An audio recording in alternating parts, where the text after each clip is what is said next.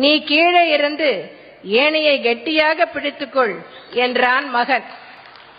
அதை பற்றி நீ கவலைப்படாதே, நான் பார்த்துக் கொள்கிறேன் என்றார் தந்தையார். மகன் மெதுவாக ஏணியின் மேலே போனான். அவன் உச்சிக்கு போனதும் தந்தை ஏணியின் மேல் இருந்த கையை எடுத்து விட்டார். ஏணி சரிந்து விழுந்தது. மகனும் கீழே விழுந்து விட்டான். வலி தாங்காமல் இடுப்பை பிடித்துக் கொண்டே எழுந்தான் மகன்.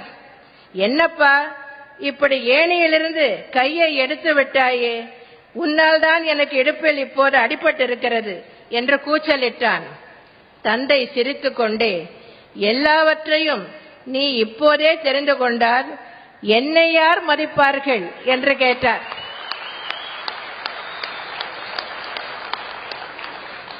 இதுதான் அரசியலில் முதல் பாடம் என்று